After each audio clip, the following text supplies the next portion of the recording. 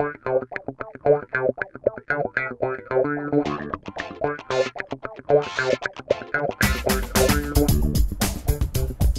hello and welcome to TNT, a weekly-ish movie podcast. Weekly-ish, that sounds about right. Yeah, who knows?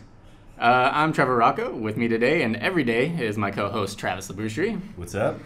So each week here at TNT, we will sit down and watch a couple of movies. One new release, something that opens the same week as we release the podcast, and then something closely related, maybe another film by the same director, writer, actors, something like that.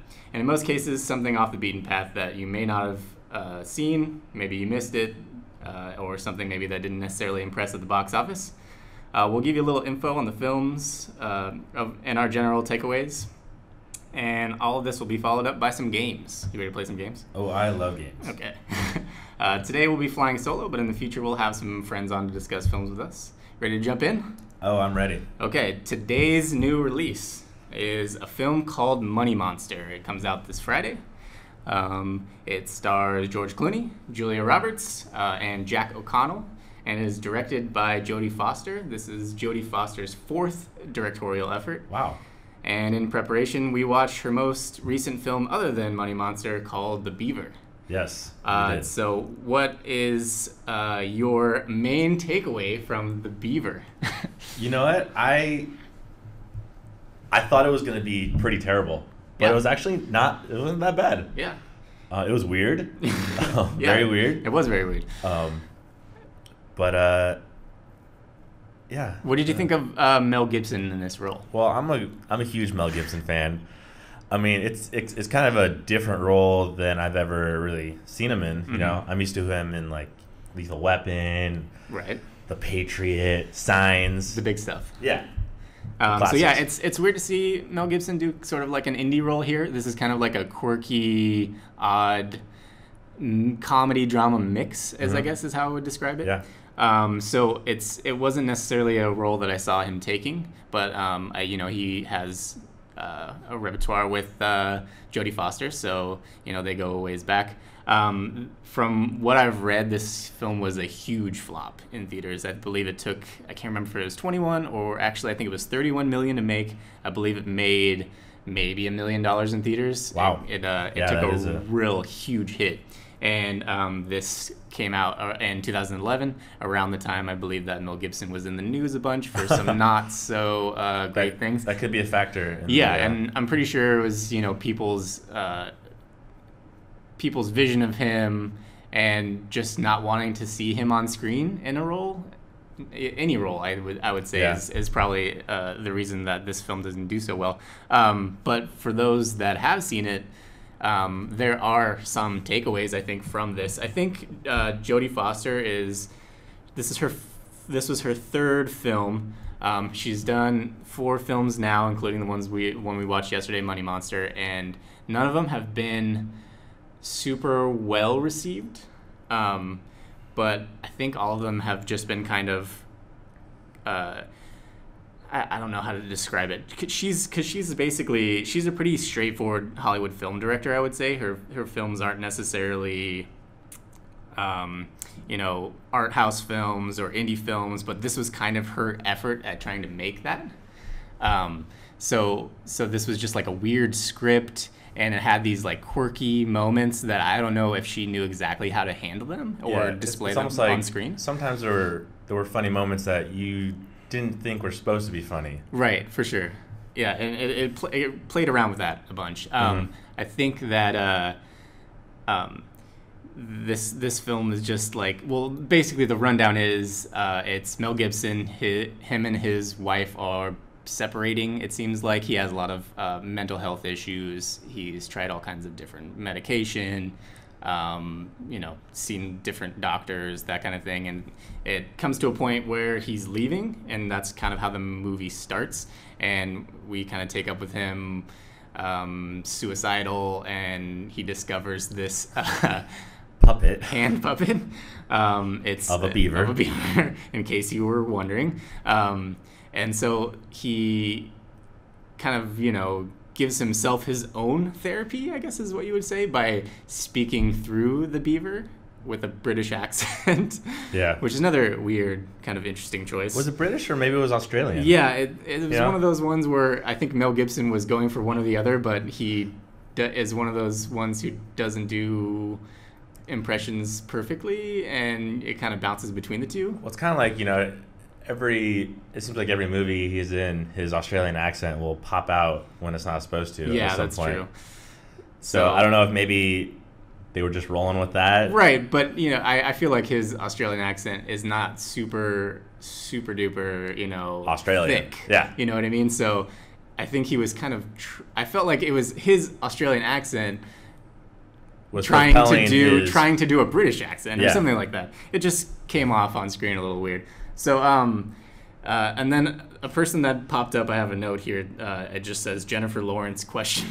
Yeah. Because she was in this film. This is 2011, so this is well before anything else that people would have known her for. So she plays the love interest of his son. Well, I mean, I think she really got noticed in Winter's Bone. Was that 2011?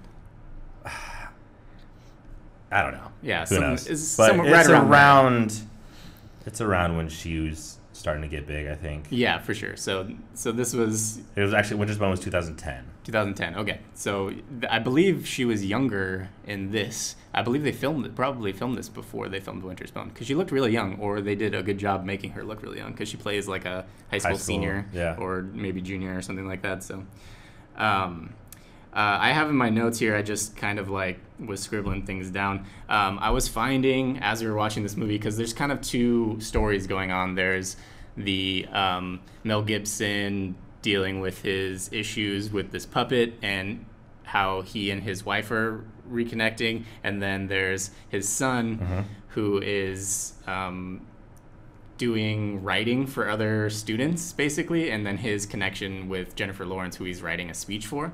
So, and as the movie was going on, I was kind of like, this is okay. And then when they were going in, and Jennifer Lawrence was opposite Anton Yelchin, who's actually a kind of a up and coming actor right now. He's in Green Room. If you get a chance to see that, I hear it's really good. I was finding that storyline was what was keeping me more interested in the movie. Like, they were doing that section of the movie well, and I knew they were going to intertwine at some point, and they did. We don't want to spoil anything really, so that you'll go see this. No spoilers here. But I found myself more intrigued by the other storyline. How about you? Yeah, I mean, well, I'm just a big Jennifer Lawrence fan, so just seeing her in a role that I had no idea she was even in, kind of just kept me in that at first. But yeah, as it developed, it was kind of interesting to see what eventually happened and what her secrets were. Yeah, for sure. They did a good job kind of masking it. Because there's kind of guesses that you can make at what you thought it was. It wasn't necessarily super predictable, which is good. Yeah, I like that. So the best way I could describe this film, and I put it in my notes here, is this film is like a really crazy would you rather scenario, and it's would you rather drink yourself to death or talk the rest of your life through a beaver puppet?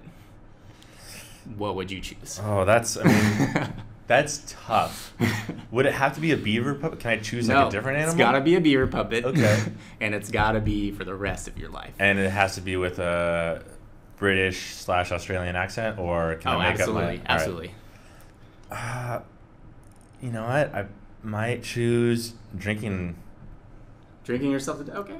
Yeah, I guess we didn't really put a timeline on it. You could technically, if you drink, you're drinking yourself to death no matter what. I feel like my hand would get tired.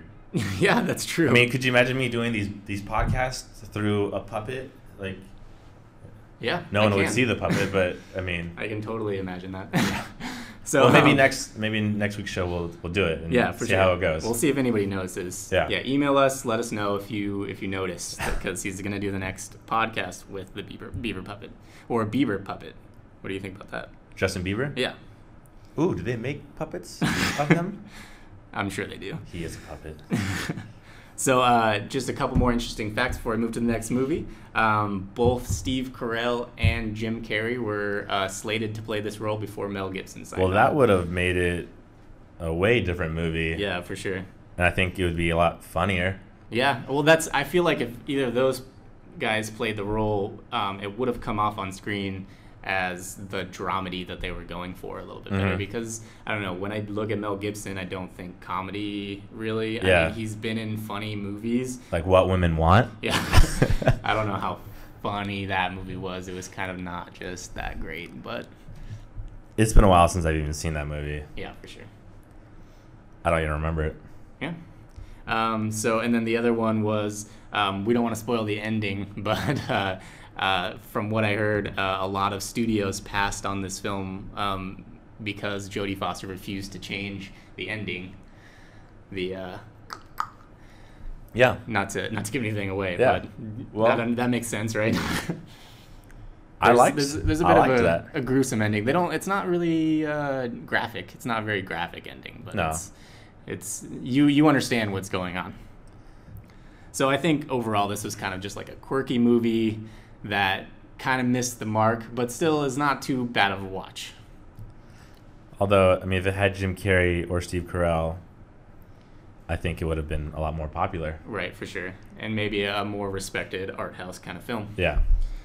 Alrighty, so that leads us into the main event for the week, which we saw last night, which is Money Monster. What are your first impressions on Money Monster? I feel like this is just a classic Clooney. Clooney role. Yeah. Just kind of taking a world issue and addressing it through cinema. Yeah, for sure. Okay, I guess that's one way to describe it. It's more straightforward, like Hollywood thriller kind of film, and I think this is where Jodie Foster does better. Like, this is more her realm. Yeah. They didn't. I mean, there's some weird moments in it. There's some like quirky dance on stage, like, because this is like what's the name of that show that this is based on? I can never remember it. But you guys understand, it's a guy on a soundstage telling you where to invest your money in quirky, weird ways. So they play on that a little bit. I don't think that Jodie Foster really nails that part of it. And I actually, for the major chunk of this role, I like George Clooney in it, but only once it sort of starts getting hairy. You know what I mean? Once it starts getting, into the aggressive. Yeah. At first, I did not like Clooney's character. Right. And well, that's the thing. He does really well with the smooth talking, fast talking. I keep using the word quirky, but it's not quirky. It's like Danny Ocean. Yeah. Yeah. There you go. Sure. But so he's playing that up at the beginning, but I don't like his like on-screen personality. You know what I mean? Yeah.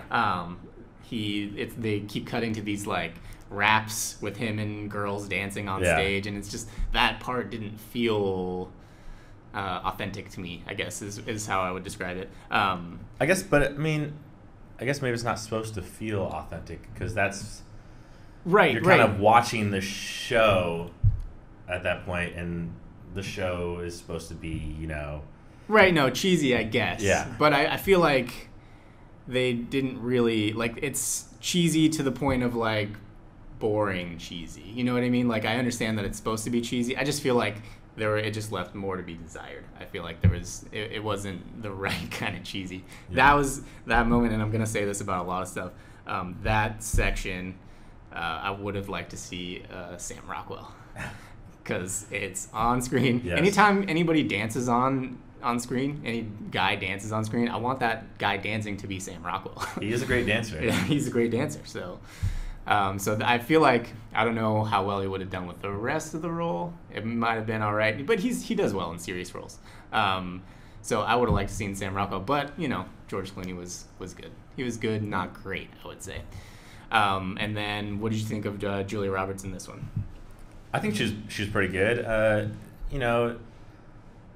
Her role, I mean, basically was just talking. Yeah, for sure. I mean, she didn't have a lot of there's a little bit of an emotional disconnect because she's talking through an earpiece for most of the movie. So there's not really a lot of interactions with George Clooney, but when they do have face-to-face interactions, it is pretty strong, I think. But I think but the way she was talking to him through the earpiece, she was, when she was telling him to do something, she was very adamant about, hey, don't do that. Like this is a risky thing you're doing, so don't freaking do it. Yeah, they had like a funny safe word, and it actually kind of took me a little while to catch on to that. But I think that was kind of like a funny little subtle addition. We won't spoil what the safe word is. It's kind of funny. So then the other main actor in this is Jack O'Connell, which you would most likely know him from. Well, what do you know him from? You don't know? I don't know. I know him from Unbroken, which is Angelina Jolie's last movie. Okay, yeah. It was came out around Oscar season, but it was written by the Coen brothers and then directed by her, and it had a lot of build up about that it was going to be this big Oscar contender, and then just kind of floated through. Nothing really. It wasn't a great movie. It didn't get nominated for anything as far as I remember. But Jack O'Connell was the lead role, and he was actually pretty good in it. This is another good one to add to his body of work. You're looking up his credits there. Yeah, I am. So far I don't know him from anything. Yeah. This is the first time I've seen. Well, he's a young guy. He's getting his sea legs, but yeah, I think he was good in this. Although I was a little confused, he spends a lot of time telling George Clooney that he's really smart, and then it turns out he's not so smart. Yeah. But that's beside the point. Anyways, I thought he was really good in this. I think the three of them were a solid cast. Heavy billing, that's gonna really draw people in. I think a lot of people come see it regardless of how critics come in on this one. Last I checked on Rotten Tomatoes, it was sitting around 65% with only about not bad for Rotten 50 Tomatoes. Reviews in so far. So it's middle of the road right now. I really enjoyed it. I thought it was tense. It had its lulls, and it took a little while to get going. But I mean, she kind of dove right in. They didn't spend a lot of time doing character development, which I don't think you really need for this kind of thing. So I thought it was great that the pacing just kind of jumped right in and just went for it. But there was a little bit of a lull there at the end of the first act, I'd say. But still, I think it's a solid film. I mean, for me, I was engaged in the film the entire time. Yeah. It didn't really. Were you there for Eye in the Sky when we watched Eye in the Sky? Yeah. Yeah, I thought it was kind of similar kind of feeling to it. There was like this hierarchy of people trying to figure out how to save somebody at the bottom. Yeah. You know what I mean? So, but yeah, and there's like a lot of espionage and whodunit kind of scenarios in this film, and partially predictable, but still leaves a lot up for the imagination. And I think Jodie Foster is going to come out on top on this one. I think that this will be a respected film at the very least. I think it may be. I haven't seen her first two films. I think this may be her jumping off point. She may move forward from this, getting some meaty scripts and becoming more respected as a director. Yeah. What were her first two? Her first two movies were Little Man Tate in 1991 and Home for the Holidays in 1995. Home for the Holidays. And then there was a huge gap, a 16-year gap before she did The Beaver. And then she, took 5 years off between The Beaver and Money Monster. Although I believe I read that this Money Monster film has been in the works since 2012, actually. She signed on in 2012. Okay. Clooney signed on soon thereafter, but they had to wait till he was done with Hail Caesar with the Coen brothers before he got in to film this. In between The Beaver and Money Monster, she did direct an episode of House of Cards. Yeah. And 2 episodes of Orange is the New Black. Yep, I read that. That's cool. So, I have yet to see either of those shows.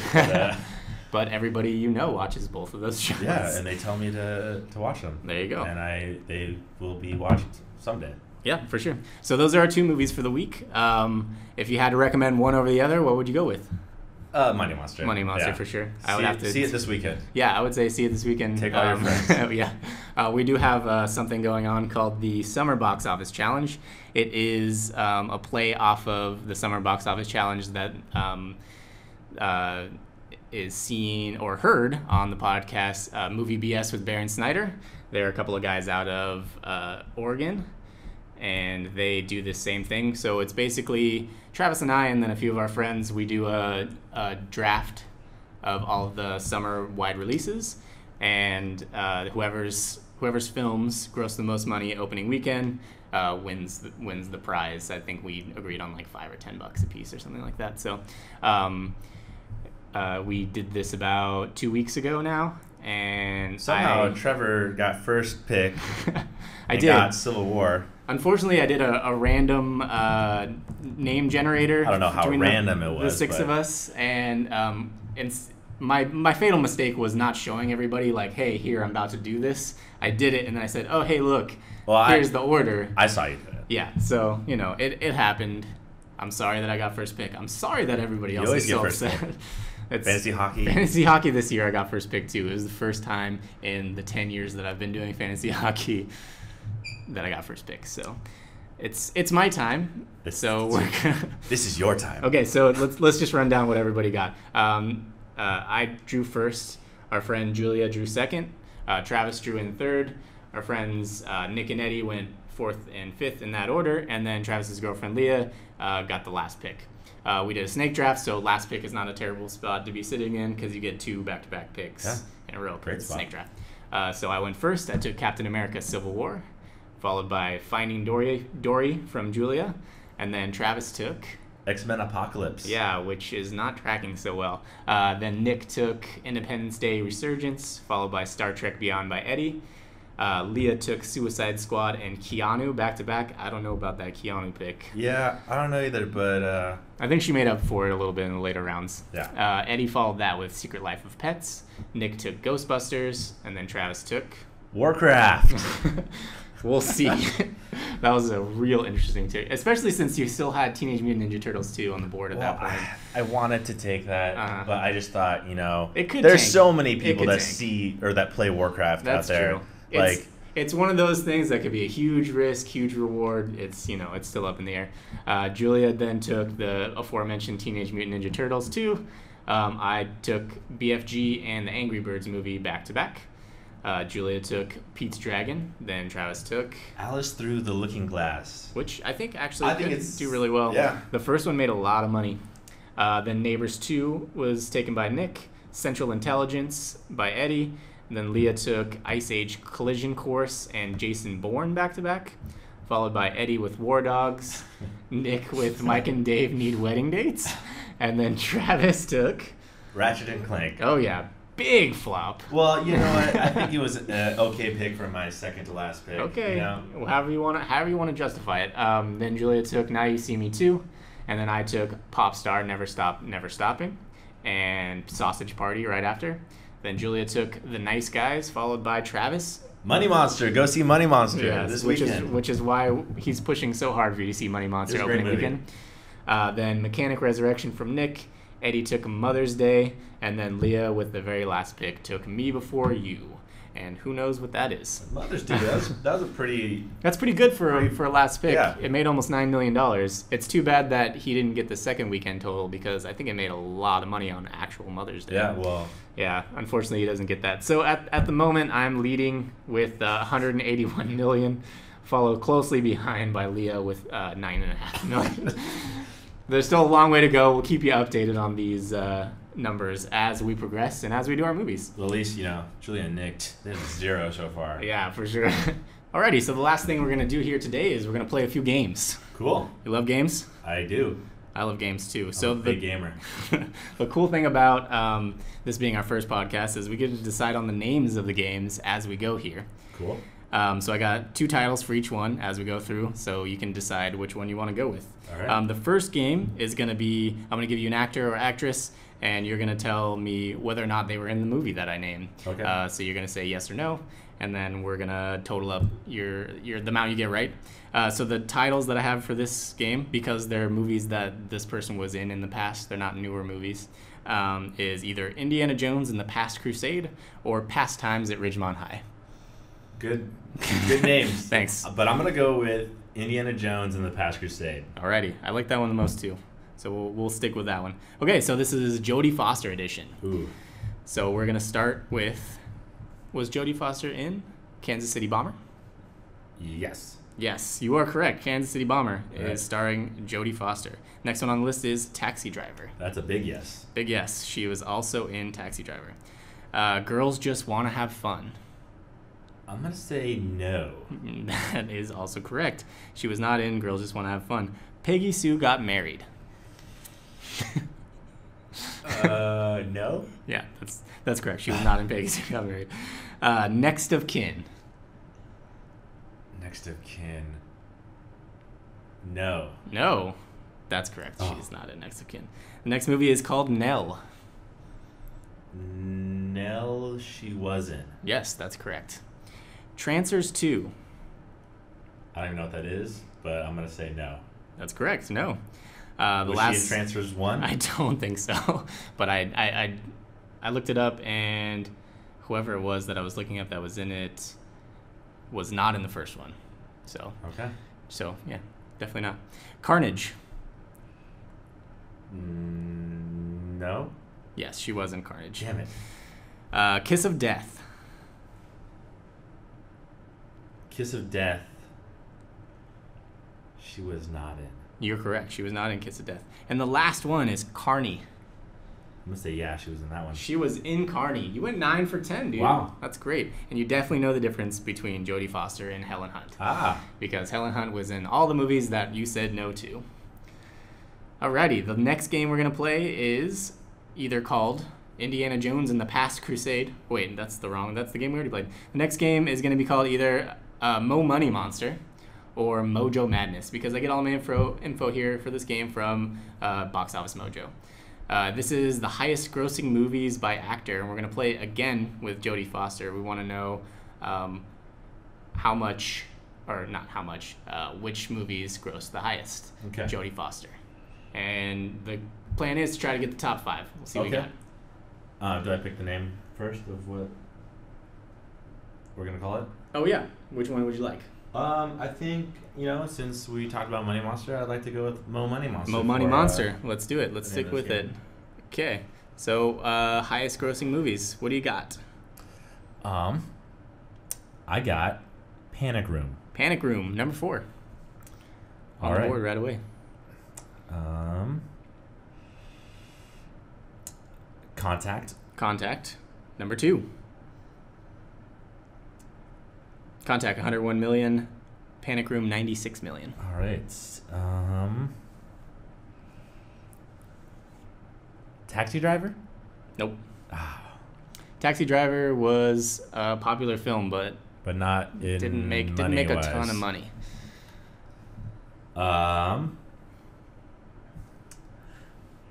Let's see.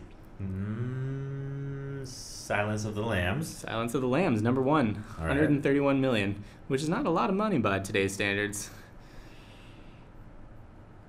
So how many do we have so far? You have Contact, Panic Room, and Silence of the Lambs. So you're missing number 2, and you're missing number 5. All right, number 2 and number 5. Number 2. Mm-hmm. Well, I don't know. You want to start doing hints here? Sure. Okay, so 2013 movie also starring Matt Damon. This I know. Okay. I just don't know how to pronounce it. Elysium? That's correct. Elysium. All right, Elysium, something like that. But that's correct. Number 5, 93 million. And last but not least, Number 2. Maverick. That is correct. Nicely Also done, dude. with Mel Gibson. Yeah, 102 million. He did really well on that one too. So far, 2 for 2 on killer games. All right. The last game we're gonna play is called either Outcastaway or The Fantastic Four. So it's basically which title does not belong. I'm gonna give you 5 titles from a certain specific actor or actress, and then you're going to tell me which one is not certified fresh on Rotten Tomatoes. If you don't know out there what certified fresh on Rotten Tomatoes means, it means that they have a percentage rating of 75% or higher. And that includes 100 reviews for major releases, and then limited releases, at least 50 reviews, I believe is what it is. So I'll give you these 5 movies, and you tell me which one is not certified fresh. The first person we're going to do is George Clooney. I'd like to name this one Outcastaway. Okay. If you're cool with that. Absolutely. I like that name too. Okay, so your 5 George Clooney movies are The Thin Red Line, Hail Caesar, Intolerable Cruelty, The Men Who Stare at Goats, and South Park, Bigger, Longer, and Uncut. Which one of those is below the 75% line on Rotten Tomatoes? All right. I have it narrowed down to 2. Okay. I did not like Hail Caesar or Men Who Stare at Goats. Okay. But I'm going to say that Hail Caesar was the one. You are incorrect. Actually, you almost had it.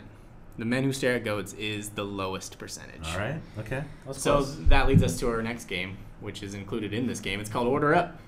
We want you to place them in order, starting from worst, Men Who Stare at Goats at 52%, and going to the highest. All right. So your remaining movies are Thin Red Line, Hail Caesar, Intolerable Cruelty, South Park. All right. So after Men Who Stare at Goats, I'm going to put Hail Caesar. Okay.